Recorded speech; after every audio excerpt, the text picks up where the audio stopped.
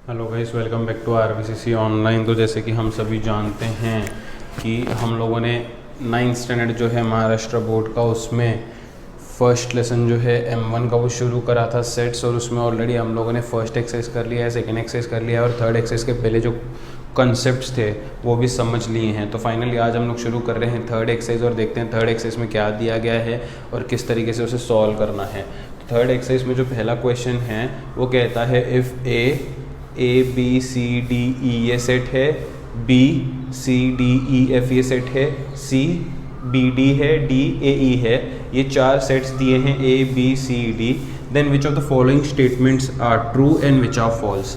बस मुझे बताना है ट्रू स्टेटमेंट है या फॉल्स स्टेटमेंट है ना। तो यहाँ पे सभी स्टेटमेंट्स में अगर देखोगे तो सबसेट नज़र आएगा। अच्छा, कौन से सेट को सबसेट कहेंगे या सबसेट कब कहा जाएगा, मैंने कल ही बताया था वो इंट्रोडक्शन में, जब एक सेट के सारे एलिमेंट्स दूसरे सेट में प्रेजेंट हो। जब एक सेट के सारे एलिमेंट्स दूसरे सेट में प्रेजेंट हो तो उसे सबसेट कहेंगे। फॉर एग्जांपल, अगर ए के सारे एलिमेंट्स बी में प्रेजेंट हो तो ए इज सबसेट ऑफ बी। अगर सारे एलिमेंट्स प्रेजेंट नहीं है तो सबसेट नहीं कहा जाएगा, राइट। तो पहले ये कह रहे हैं सी सबसेट ऑफ बी, तो चेक करो सी के सारे एलिमेंट्स बी में अवेलेबल है क्या। सी के एलिमेंट्स क्या हैं, बी और डी। सी के एलिमेंट्स क्या हैं, बी और डी। वो बी में अवेलेबल है क्या, देखो बी और डी में से बी अवेलेबल नहीं है बी में, डी तो है लेकिन बी नहीं है। इसका मतलब सी के सारे एलिमेंट्स बी में अवेलेबल नहीं है। तो क्या ये सबसेट हुआ, नहीं हुआ। सबसेट नहीं हुआ तो ये क्या हुआ, फॉल्स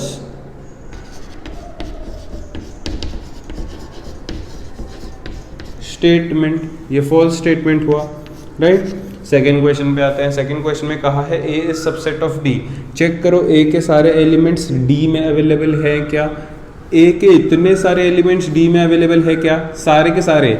ए और ई तो ठीक है, बी अवेलेबल है क्या, सी अवेलेबल है क्या, डी अवेलेबल है क्या, नहीं। इसका मतलब ए के सारे एलिमेंट्स डी में अवेलेबल नहीं है। तो क्या ए डी का सबसेट हुआ, नहीं। हाँ, इसका उल्टा ट्रू है, डी इज सबसेट ऑफ ए बोल सकते हैं लेकिन ए सबसेट ऑफ डी नहीं बोल सकते, है ना।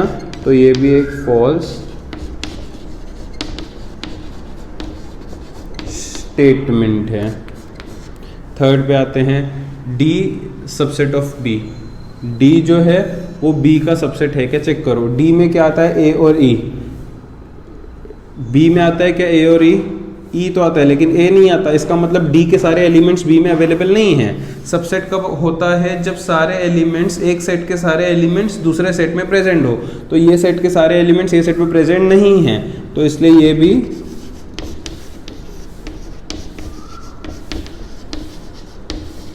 एक फॉल्स स्टेटमेंट हुआ, है ना।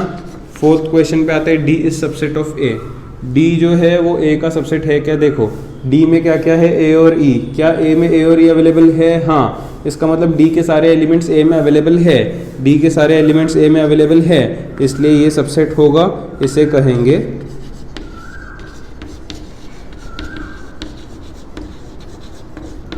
True statement. Next fifth question, B is subset of A. B is subset of A, इसका मतलब बी के सारे एलिमेंट्स ए में अवेलेबल होने चाहिए। सी अवेलेबल है, डी अवेलेबल है, ई अवेलेबल है, एफ अवेलेबल नहीं है। बी के सारे एलिमेंट्स ए में अवेलेबल नहीं है, तो क्या वो सबसेट होगा, नहीं होगा। नहीं होगा, इसलिए ये एक फॉल्स स्टेटमेंट कहलाएगा, ठीक है। नेक्स्ट पे आते हैं क्वेश्चन, सब क्वेश्चन 6 पे, सी सबसेट ऑफ ए। इसका मतलब सी के सारे एलिमेंट्स ए में अवेलेबल होने चाहिए। सी में बी डी है, ए में बी डी अवेलेबल है, तो सी के सारे एलिमेंट्स ए में अवेलेबल है, इसलिए ये कहलाएगा एक ट्रू स्टेटमेंट। तो इस तरीके से फर्स्ट रोमन नंबर यहाँ पे ख़त्म होता है।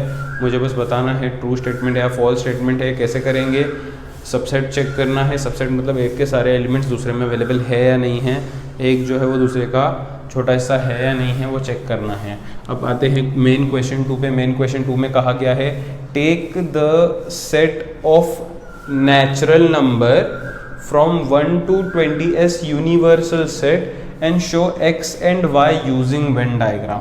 तो देखो ना, इसके करने के दो तरीके हैं। इसके करने के दो तरीके हैं अकॉर्डिंग टू कंडीशन। यहाँ पे कैसे फर्स्ट सब क्वेश्चन सेकेंड सब क्वेश्चन अलग अलग दिया है, लेकिन एग्जाम में क्या होता है कभी कभी ये फर्स्ट सब क्वेश्चन सेकेंड सब क्वेश्चन ऐसे नहीं देते हैं, सीधे एक्स और वाई दे देते हैं। ठीक है, जब फर्स्ट सब क्वेश्चन और सेकेंड सब क्वेश्चन ऐसे आएगा तो दोनों का डायग्राम भी अलग अलग आएगा, लेकिन जब फर्स्ट और सेकेंड नहीं आएगा तो दोनों को एक ही डायग्राम में बनाना है। लेकिन दोनों को एक ही डायग्राम में बनाने के लिए हम लोगों को कुछ नई चीज़ें सीखनी पड़ेंगी जो अगले एक्सरसाइज से पहले हम लोग सीखेंगे। तो इसका जो सेकेंड डायग्राम है जो मैं बता रहा हूं कि अगर ये फर्स्ट और सेकेंड नहीं दिया है, अगर यहाँ पे फर्स्ट और सेकेंड नहीं दिया है उस समय दोनों को एक ही डायग्राम बनाना है। तो वो जो एक ही डायग्राम में बनाने का तरीका है वो हम लोग अगले एक्सरसाइज से पहले सीखेंगे, क्योंकि वो अगले एक्सरसाइज का कॉन्सेप्ट है ना। तो एग्जाम में ध्यान देना कि फर्स्ट और सेकेंड अलग अलग आ रहा है या डायरेक्टली क्वेश्चन पूछा है फर्स्ट और सेकेंड नहीं देके। अगर फर्स्ट और सेकेंड अलग अलग आ रहा है तो दोनों का डायग्राम अलग अलग आएगा जो अभी हम लोग बनाएंगे। अगर फर्स्ट और सेकेंड नहीं आता है, एक ही आता है, तो ये दोनों का एक ही डायग्राम बनेगा जो कि हम लोग आगे सीखेंगे। और आगे वाला एक्सरसाइज खत्म करने के बाद मैं ये क्वेश्चन फिर से दूसरे तरीके से भी पढ़ा दूंगा। आज के लिए हम लोग पढ़ते हैं दोनों को अलग अलग और इन दोनों का अलग अलग डायग्राम भी बना लेते हैं। Take the set of n मतलब natural number from 1 to 20 as u मतलब यूनिवर्सल सेट। तो यूनिवर्सल सेट में यहाँ पे सोल्यूशन में लिखता हूँ, ठीक है। फर्स्ट सॉल्व करते हैं सब क्वेश्चन। यूनिवर्सल सेट अपना क्या है 1 to 20 मतलब 1 2 3 4 5 ऐसा कहाँ तक 20 तक। तो ये यूनिवर्सल सेट अपन ने यहाँ पे बना लिया, ठीक है। उसके बाद x है, x क्या है वो भी बनाते हैं।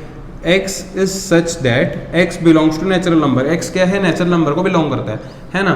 दूसरा कहाँ है, and 7 less than x less than 15 मतलब x जो है वो 7 और 15 के बीच में आता है ना।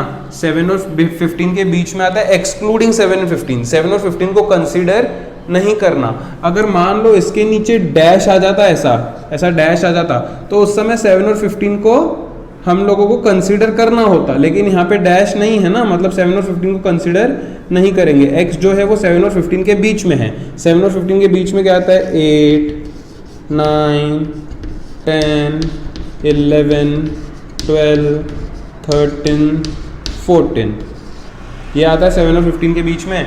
मान लो अगर इधर नीचे डैश होता तो मैं यहाँ पे 7 भी लिखता, इधर डैश होता तो मैं यहाँ पे 15 भी लिखता। दोनों में से एक के तरफ भी डैश होता तो वो लिख देते, लेकिन यहाँ पे डैश नहीं है इसलिए वो कंसीडर नहीं करने। तो यहाँ पे x भी लिख दिया, यूनिवर्सल सेट भी लिख दिया। इसका डायग्राम बनाना है। अब इसका डायग्राम कैसे बनाएंगे, सबसे पहले जो सेट होता है वो बनाते हैं। तो जो सेट है वो बनाता हूँ मैं यहाँ पे x के अंदर क्या है 8 9 10 11 12 13 14। तो डॉट दे के 8 डॉट दे के 9 डॉट दे के 10 कैसे भी लिखो, डॉट दे के 11 12 13 14 लिख दिया। यूनिवर्सल सेट उसके ऊपर आएगा, यूनिवर्सल सेट उसके ऊपर आएगा, है ना। यूनिवर्सल सेट है 1 से लेके 20 तक, 1 से लेके 20 तक। तो मैं बनाना शुरू करता हूँ यूनिवर्सल सेट में 1 2 3 4 5 6 7। अभी 8 9 10 11 12 13 14 इसमें आ गया है तो वो नहीं लिखेंगे क्योंकि वो यूनिवर्सल सेट के अंदर ही आ गया है ना।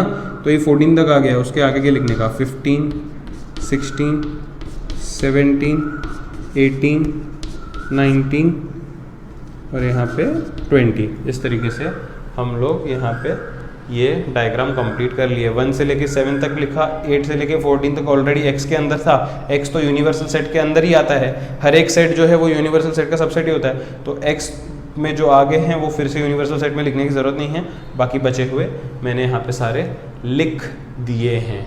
तो इस तरीके से ये वेन डायग्राम तैयार हो गया। अब सेकेंड वेन डायग्राम तैयार करते हैं। सेकेंड वेन डायग्राम के लिए यूनिवर्सल सेट तो सेम ही है 1 से लेके 20, लेकिन सेट y जो है वो चेंज हो रहा है। क्या है, y is such that y belongs to natural number, y is prime number from 1 to 20। 1 से लेके 20 तक सारे प्राइम नंबर्स लिखने हैं। 1 is neither prime nor composite. 1 prime भी नहीं है, कॉम्पोजिट भी नहीं है, याद रखो, है ना। प्राइम नंबर मतलब जो किसी के टेबल में नहीं आते। तो 2 एक प्राइम नंबर हुआ, 3 एक प्राइम नंबर हुआ, 5 एक प्राइम नंबर हुआ, ये सब किसी के टेबल में नहीं आते। 7 एक प्राइम नंबर हुआ, 11 एक प्राइम नंबर हुआ, 13 एक प्राइम नंबर हुआ, 17 एक प्राइम नंबर हुआ, 19 एक प्राइम नंबर हुआ। तो 1 से लेकर 20 तक ये प्राइम नंबर है जो किसी के टेबल में नहीं आते। फिर से इसको बनाना डायग्राम में, तो ये मुझे जो है सेट वाई मिल गया। सेट वाई में क्या आएगा 2 3 5 7 11 13 17 19। उसके ऊपर आता है यूनिवर्सल सेट, उसके ऊपर आता है यूनिवर्सल सेट, ठीक है। यूनिवर्सल सेट में क्या आएगा देखो 1 आ जाएगा, 2 तो इधर है, 3 तो इधर है, फिर 4 आ जाएगा, 5 तो इधर है, फिर 6 आ जाएगा, 7 तो इधर है, फिर 8 आ जाएगा, 9 आ जाएगा, 10 आ जाएगा, 11 तो है, फिर 12 आ जाएगा, 13 है, फिर 14 आ जाएगा, 15 आ जाएगा, 16 आ जाएगा, 17 है, 18 आ जाएगा, 19 है, 20 आ जाएगा। तो इस तरीके से अगर दोनों अलग अलग सब क्वेश्चन है तो दोनों का डायग्राम अलग अलग होगा। एक ही में दोनों को कैसे बनाना है वो हम लोग आगे सीखेंगे, जैसे कि मैंने शुरुआत में ही कहा था। तो ये 2 क्वेश्चन यहाँ पे कंप्लीट हुए। आई होप सभी को समझे हैं, अच्छे तरीके से इन्हें नोट कर लो। आइए दोस्तों बढ़ते हैं क्वेश्चन नंबर 3 पे और देखते हैं 3 जो है क्वेश्चन 3 उसमें क्या दिया गया है। उसमें बोला है universal set U is equal to 1 2 3 7 8 9 10 11 12। फिर दिया है P 1 3 7 10, then show the sets U P and P complement by Venn diagram. तो हमें यहाँ पे कहा है कि हमें U P और P डैश को वेन डायग्राम से बताना है। P डैश मतलब P कॉम्प्लीमेंट, P कॉम्प्लीमेंट मतलब वो सारे एलिमेंट्स जो P में नहीं आते हैं वो लिखने हैं। P कॉम्प्लीमेंट मतलब क्या? P कॉम्प्लीमेंट मतलब वो सारे एलिमेंट्स जो P में नहीं आते हैं वो लिखने हैं, है ना। किसी भी सेट का कॉम्प्लीमेंट मतलब क्या? वो सेट में जो एलिमेंट्स नहीं आते वो लिखने। जैसे A का अगर मान लो कॉम्प्लीमेंट है निकालना, तो A में जो नहीं आते हैं वो लिखने हैं। इसका ये मतलब हुआ कि A को ड्रॉप करके बाकी सारे एलिमेंट्स लिखने हैं। समझ में आया? जो A में नहीं आते हैं, है ना, तो A को ड्रॉप करके बाकी सब एलिमेंट्स लिखने हैं। ऐसा उसका सिंपल से भाषा में समझने का तरीका है, जो ऑलरेडी मैंने इंट्रोडक्शन वाले वीडियो में एग्जाम्पल के साथ समझा लिया था। शुरू करते हैं। यहाँ पे काफ़ी सिंपल है। तो पहला क्वेश्चन कहता है show the sets U P and P complement by Venn diagram. तो सबसे पहले ना गिवन में मैं यहाँ पे ना U लिख देता हूँ। U क्या है? 1 2 3 7 8 9 10 11 12, ये U लिख दिया। U के बाद P लिख देते हैं। P क्या है? 1 3 7 10। अगर P कॉम्प्लीमेंट निकालना है तो P को ड्रॉप कर दो। P complement is set of all elements which are not in P। P में ये एलिमेंट्स है ना, तो इनके अलावा सब लिखने हैं मुझे। समझा क्या? जो P में नहीं आते। P में कौन नहीं आता है? 2 नहीं आता है। देखो P में कौन आता है? 1 3 7 10। 1 3 7 10 ये P में आते हैं। P कॉम्प्लीमेंट मतलब क्या? ऐसे एलिमेंट्स जो P में नहीं आते। तो 2 नहीं आता, 8 नहीं आता, 9 नहीं आता, 11 नहीं आता, 12 नहीं आता, वो सब लिखने हैं। तो इसका ये मतलब हुआ सिंपल लैंग्वेज में कि अगर किसी भी सेट का कॉम्प्लीमेंट निकालना है तो वो सेट को ड्रॉप कर दो ना। यूनिवर्सल सेट में से वो सेट को ड्रॉप कर दो।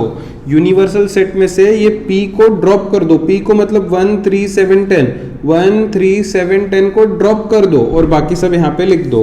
2 8 9 11 12। तो कभी भी कॉम्प्लीमेंट मतलब क्या? वो सेट को यूनिवर्सल सेट से ड्रॉप कर दो, बाकी सारे लिख दो। तो मैंने यहाँ पे ना U P और P कॉम्प्लीमेंट बनाया है। अब मुझे क्या करना है? इनका रिप्रेजेंटेशन करना है वेन डायग्राम से। इनका रिप्रेजेंटेशन करना है यहाँ पे वेन डायग्राम से। तो मैं यहाँ पे सबसे पहले क्या करता हूँ, एक सेट बनाता हूँ। वो सेट को नाम देता हूँ P। P में क्या आता है? 1 3 7 10। क्या आता है? 1 3 7 10। ये P आ गया। मेरे पास जगह नहीं था नीचे, इसलिए मैं यहीं पे बना रहा हूँ। ये अपना यूनिवर्सल सेट है। यूनिवर्सल सेट में क्या क्या आता है? 1 2 3। 1 तो यहाँ पे आ गया है, तो 2 3 यहाँ पे बना देंगे।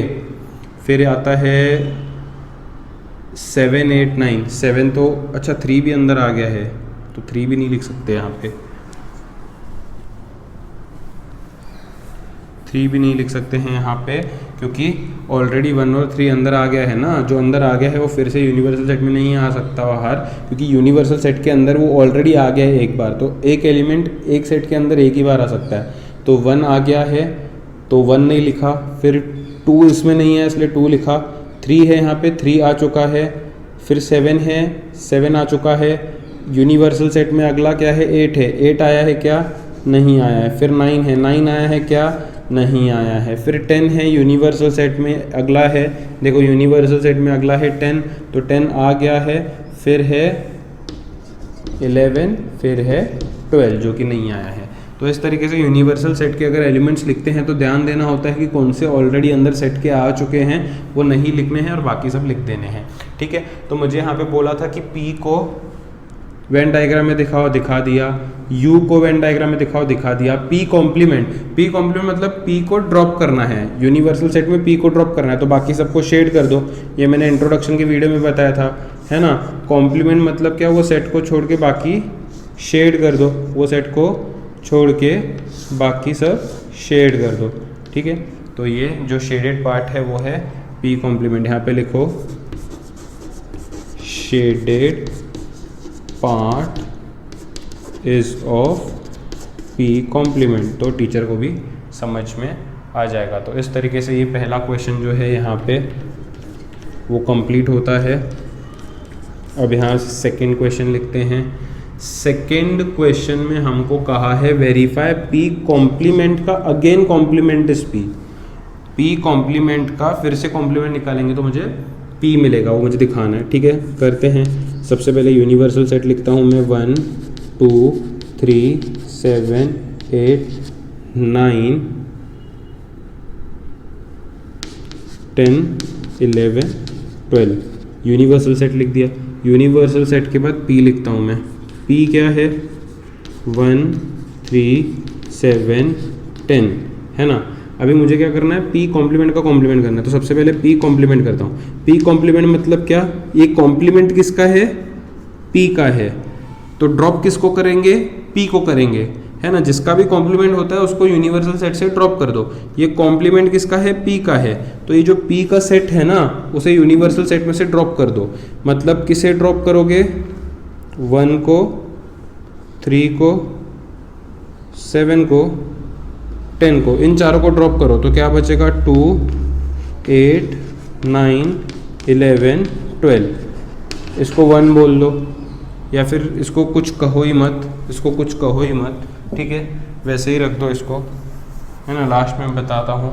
तो ये P कॉम्प्लीमेंट मिल गया। मुझे क्या ढूंढना है, P कॉम्प्लीमेंट का कॉम्प्लीमेंट। अभी ये P कॉम्प्लीमेंट का कॉम्प्लीमेंट करना है। अभी का जो कॉम्प्लीमेंट है वो किसका है, P कॉम्प्लीमेंट का। ये जो कॉम्प्लीमेंट है वो किसका है, P कॉम्प्लीमेंट का। मतलब ड्रॉप किसको करेंगे, P कॉम्प्लीमेंट को ड्रॉप करेंगे। P कॉम्प्लीमेंट क्या है 2 8, ड्रॉप हमेशा यूनिवर्सल सेट से करते हैं, 9 11 12। तो ड्रॉप कर दो इन सबको। तो क्या बचा यूनिवर्सल सेट में, 1 3 7 10 बच गया। तो इस तरीके से करते हैं। देखो फिर से मैं बताता हूँ। यूनिवर्सल सेट लिखा, P लिखा। सबसे पहले मैं निकाला P कॉम्प्लीमेंट। तो ये कॉम्प्लीमेंट किसका था, P का। तो P के एलिमेंट्स को यूनिवर्सल सेट से ड्रॉप करके लिख दिया। फिर P कॉम्प्लीमेंट का कॉम्प्लीमेंट था। किसका कॉम्प्लीमेंट है, P कॉम्प्लीमेंट का। किसका कॉम्प्लीमेंट है, P कॉम्प्लीमेंट का। तो P कॉम्प्लीमेंट को यूनिवर्सल सेट से ड्रॉप करके मैंने यहाँ पे एलिमेंट्स लिख दिए हैं। तो इसको 1 कहो और अभी जो मैंने निकाला P कॉम्प्लीमेंट का कॉम्प्लीमेंट इसको 2 कहो। तो अगर ये देखोगे और ये देखोगे तो सेम दिखेगा, 1 3 7 10 1 3 7 10। तो यहाँ पे लिखो फ्रॉम 1 and 2, यहाँ पे ऊपर लिख रहा हूँ फ्रॉम 1 and 2 P कॉम्प्लीमेंट का complement is equal to P। इस तरीके से हो जाएगा, राइट। मुझे यही बताना था। यहाँ पे वेरीफाई P कॉम्प्लीमेंट का कॉम्प्लीमेंट इज P, मैंने वो यहाँ पे बता दिया है। आई होप किसी को डाउट नहीं होगा, है ना। कॉम्प्लीमेंट मतलब क्या, वो सेट को यूनिवर्सल सेट से ड्रॉप करके बाकी एलिमेंट्स लिख देने हैं। बढ़ते हैं क्वेश्चन नंबर 4 पे। क्वेश्चन नंबर 4 में कहा है A इज इक्वल टू 1 3 2 7। यहाँ पे देन होगा, देन राइट एनी 3 सबसेट्स। देखो कोई भी सेट के कितने सबसेट्स आते हैं मैं बताता हूँ। कितने एलिमेंट्स है, 1 2 3 4 एलिमेंट्स है तो 2 raised to 4 सबसेट्स आएंगे। 2/4 मतलब 2 × 2 × 2 × 2 16 सबसेट्स आ सकते हैं। मान लो किसी सेट में 3 ही एलिमेंट्स हैं, 3 ही मतलब 1 2 3, तो कितने अपने को सबसेट्स आएंगे 2/3 है ना। 2/n सबसेट्स आते हैं, जितना भी सेट के अंदर मेंबर्स है ना 2 उतने सबसेट्स अपने को आ जाते हैं। तो यहाँ पे अपने को 16 सबसेट्स आएंगे इसके, मुझे कोई भी 3 लिखने हैं तो मैं यहाँ पे लिखता हूँ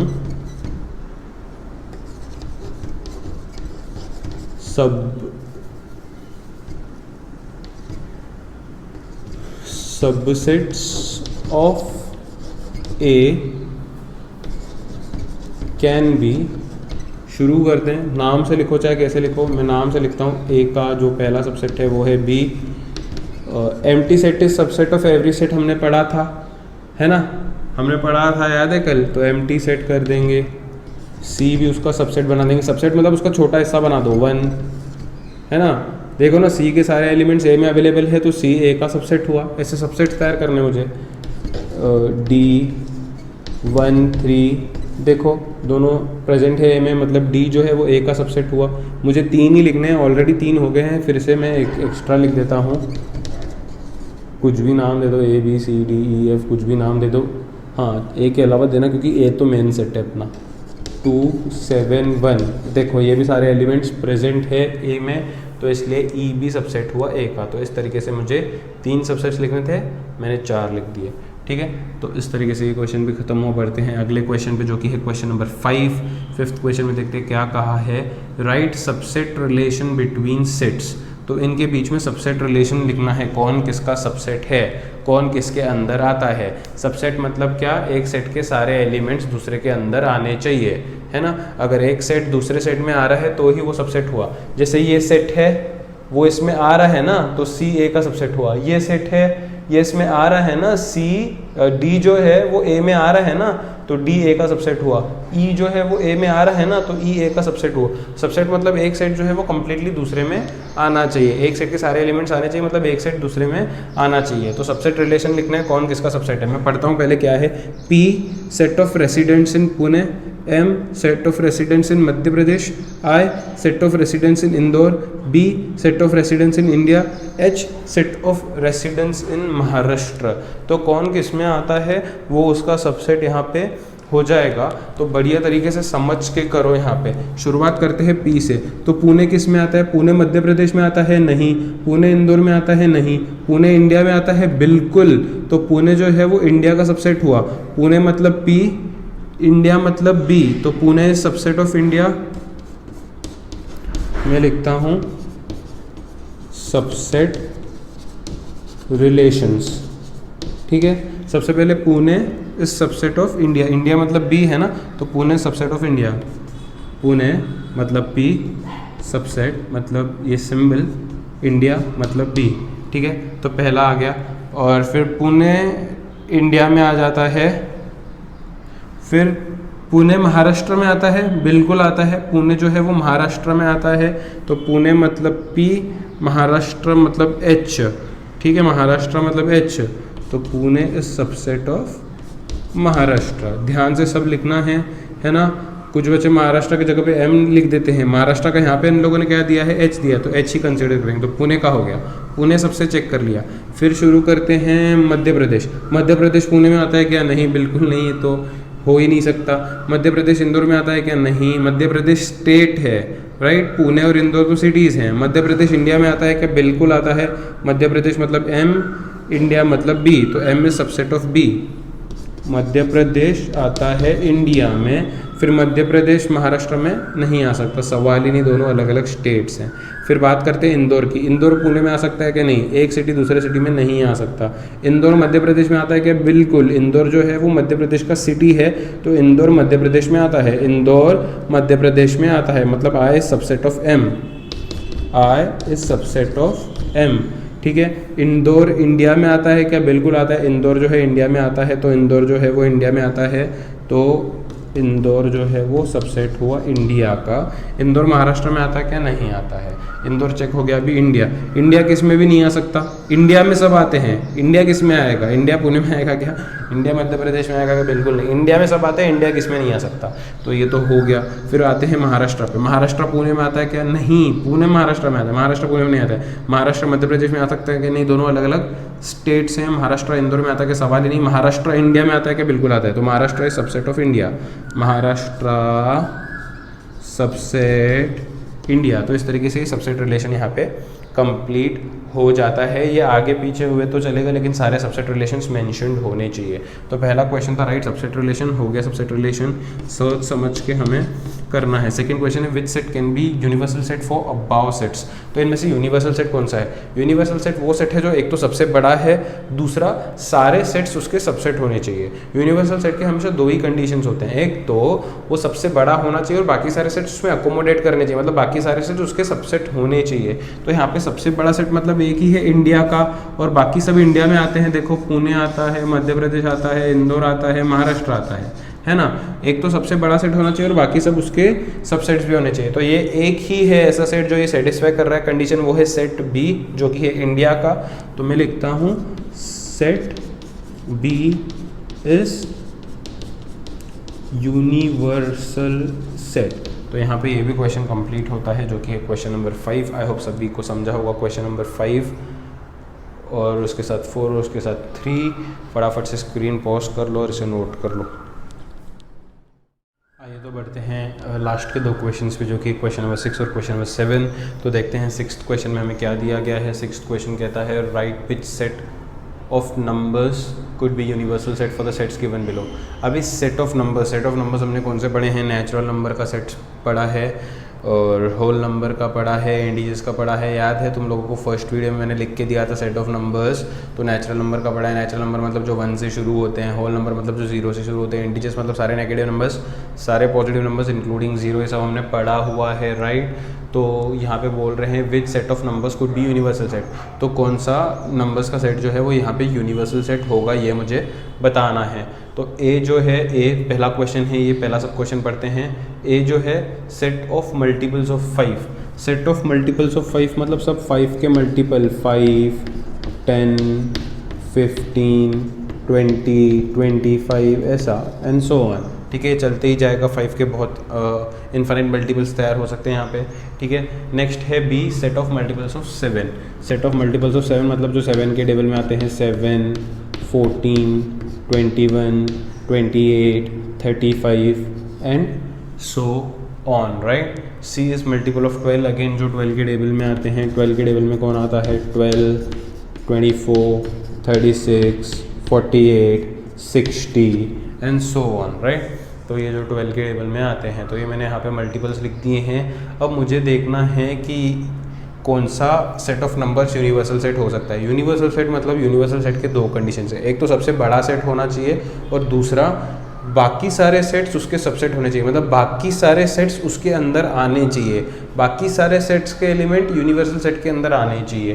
तो अगर मैं बात करता हूँ नेचुरल नंबर की, तो ऑब्वियसली नेचुरल नंबर मतलब जो 1 से शुरू होगा, और वो नेचुरल नंबर मतलब 1, 2, 3, 4 ऐसा इन्फानाइट तक चलेगा, है ना। तो एक तो ये बड़ा सेट तो हो गया, लेकिन मुझे चेक करना है क्या ये सब उसके सबसेट्स हैं, क्या ये सारे जो सेट्स यहाँ पे है वो उसके सबसेट है, क्योंकि यूनिवर्सल सेट के सभी सबसेट्स होने चाहिए राइट। तो बात करते हैं ए की, तो ए में क्या आता है 5, 10, 15 ये सारे नेचुरल नंबर्स में आ जाएंगे, है ना।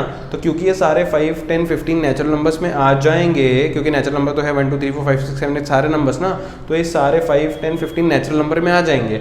तो ये ए जो है वो नेचुरल नंबर का सबसेट हुआ। फिर बात करते हैं 7, 14, 21 एंड सो ऑन की, ये भी नंबर्स जो है वो नेचुरल नंबर्स में ऑब्वियसली आ जाएंगे, तो ये भी बी जो है वो नेचुरल नंबर का सबसेट हुआ। वैसे ही 12, 24, 36 ये भी नेचुरल नंबर का सबसेट हुआ। तो नेचुरल नंबर एक बड़ा सेट है जिसके ये सारे सबसेट से, तो नेचुरल नंबर को यहाँ पे यूनिवर्सल सेट बोला जा सकता है। वैसे ही अगर होल नंबर्स की बात करूँ तो होल नंबर्स तो 0 से शुरू होते हैं, है ना। तो 0, 1, 2, 3, 4, 5, 6, 7, 8, 9, 10, 11, 12 एंड सो ऑन ऐसे चलते जाएगा इन्फिनिट तक। तो होल नंबर्स में भी ये सारे नंबर्स आते हैं, मतलब ये होल नंबर्स के भी सब सबसेट्स हैं, तो होल नंबर भी यहाँ पे यूनिवर्सल सेट हो सकता है। आते हैं इंटीजर्स पे, तो इंटीजर्स मतलब क्या, सारे नेगेटिव नंबर्स 0 और सारे पॉजिटिव नंबर्स, तो सारे पॉजिटिव नंबर्स ये सब आ जाएंगे ना फिर उसमें, है ना, इंटीजर्स में भी ये सब आ जाएंगे, तो यहाँ पे इंटीजर्स को भी यूनिवर्सल सेट बोला जा सकता है। यूनिवर्सल सेट का कंडीशन क्या है, द बिगर, या फिर बोल सकते हैं the biggest set which accommodates all the considered sets, मतलब एक ऐसा बड़ा सेट जिसमें बाकी सारे छोटे सेट्स आते हों। तो ये सारे जो छोटे सेट्स हैं वो नेचुरल नंबर में भी आ जाएंगे, होल नंबर में भी आ जाएंगे और इंटीजर्स में भी आ जाएंगे। तो ये तीनों के तीनों यहाँ पे यूनिवर्सल सेट हो सकते हैं। तो मैं यहाँ पे फिर लिखता हूँ सोल्यूशन में,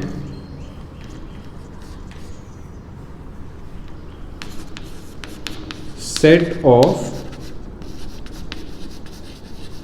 नेचुरल नंबर्स और सेट ऑफ होल नंबर्स और set of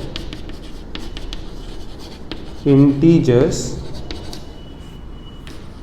can be the universal set for sets A B and C.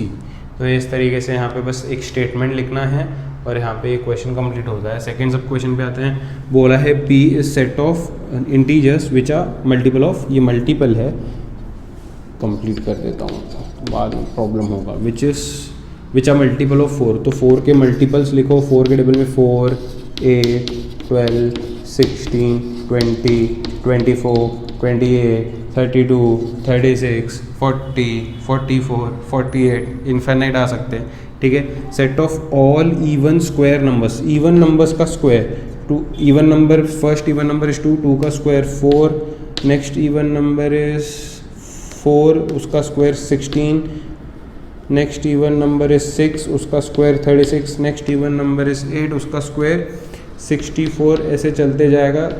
Infinite even number से इन्फानाइट स्क्वायर्स मिलेंगे। तो फिर से इनका ये सारे जो है नेचुरल नंबर में आ जाएंगे, सारे जो है होल नंबर में आ जाएंगे, सारे जो है इंटीजर में आ जाएंगे। सेम चीज़, ये जो नंबर्स है वो नेचुरल नंबर में भी आते हैं, इंटीजर्स में भी आते हैं, होल नंबर्स में भी आते हैं। तो फिर क्योंकि ये सभी इंटीजर्स नेचुरल नंबर और होल नंबर में आते हैं और ये इंटीजर्स नेचुरल नंबर और होल नंबर ये बड़े सेट्स भी हैं, तो इन्हें फिर से इनका यूनिवर्सल सेट कहा जाएगा। क्योंकि यूनिवर्सल सेट का डेफिनेशन कहता है एक ऐसा बड़ा सेट जिसमें ये सारी चीज़ें आ जाएं। तो नेचुरल नंबर में भी, होल नंबर में भी और इंटीजर्स में भी ये सारी चीज़ें आ जाती हैं। तो ये जो आंसर फर्स्ट का लिखा है वही आंसर होगा सेकंड का। ऊपर से कॉपी पेस्ट कर देना, खाली लास्ट में ए बी सी के जगह पे पी और टी लिखना। इतना दिमाग तुम लोगों में है, ऐसा अपन अज्यूम करते हैं, ठीक है। आते हैं 7th क्वेश्चन में, देखते हैं 7th क्वेश्चन में क्या कहा है। Let all students of class B U, U मतलब यूनिवर्सल सेट। इमेजिन करना है इस क्वेश्चन को कि एक क्लास के जो स्टूडेंट्स हैं सारे, वो सारे यूनिवर्सल सेट में आ गए। Let A B students who secure 50% और मोर मार्क्स इन मैथ्स। ए जो है एक ऐसा सेट है स्टूडेंट्स का जिन्हें 50% मार्क्स मिले हैं या 50% से ज़्यादा मार्क्स मिले हैं। Then write complement of set A. A का कॉम्प्लीमेंट लिखना है, बहुत इजी है। यूनिवर्सल सेट क्या है? Set of all students in class, ये यूनिवर्सल सेट बोला है। ए क्या है? Set of students, set of students who secure 50% और more मार्क्स, 50% या 50% से ज़्यादा। हमें चाहिए ए का कॉम्प्लीमेंट। मैंने क्या बोला? किसी भी चीज़ का कॉम्प्लीमेंट मतलब क्या? वो सेट को यूनिवर्सल सेट से ड्रॉप कर दो, वो सेट को यूनिवर्सल सेट से ड्रॉप कर दो। यूनिवर्सल सेट क्या है? सभी बच्चों का सेट है। यूनिवर्सल सेट क्या है? सभी बच्चों का सेट है। ए क्या है? ऐसे बच्चों का सेट है जिन्हें 50% या उससे ज़्यादा मिला है, जिन्हें 50% या उससे ज़्यादा मिला है। अब ए कॉम्प्लीमेंट मतलब क्या? ए को ड्रॉप कर दो ना यूनिवर्सल सेट से। ए क्या है? 50% या 50% से ज़्यादा वाले बच्चे। ए क्या है? 50% या 50% से ज़्यादा वाले बच्चे, उनको ड्रॉप कर दो। अगर एक क्लास में 50% या 50% से ज़्यादा वाले बच्चों को ड्रॉप करोगे तो कौन से बच्चे रह जाएंगे? जिन्हें 50% से कम मिल गए, जिन्हें 50% से कम मिल गए। एक क्लास में 50% या 50% वाले ज़्यादा 50% या 50 से ज़्यादा परसेंट वाले स्टूडेंट्स को अगर मैं ड्रॉप कर दूंगा तो कौन से स्टूडेंट्स रह जाएंगे? जिन्हें 50% से कम मिला हो। तो ए कॉम्प्लीमेंट क्या है फिर? Set of student who secure less than 50% marks, है ना। ए क्या था? 50% या 50% से ज़्यादा, उसका कॉम्प्लीमेंट चाहिए, मतलब उसको ड्रॉप कर दो। कौन से स्टूडेंट्स है? जो 50% से कम लाते हैं। तो ये हुआ ए कॉम्प्लीमेंट। मान लो ये स्टूडेंट्स है, राइट, ये अपना यूनिवर्सल सेट हुआ। ये स्टूडेंट्स है, ये अपना यूनिवर्सल सेट हुआ। उसमें से ये 3 स्टूडेंट्स को 50% या 50% से ज़्यादा मिले हैं। ये 3 स्टूडेंट्स को 50% या 50% से ज़्यादा मिले हैं और इन सबको 50% से कम मिले हैं। ये सब बच्चे बेचारे वीक हैं, इनको 50% से कम मिले हैं। तो ये यूनिवर्सल सेट है।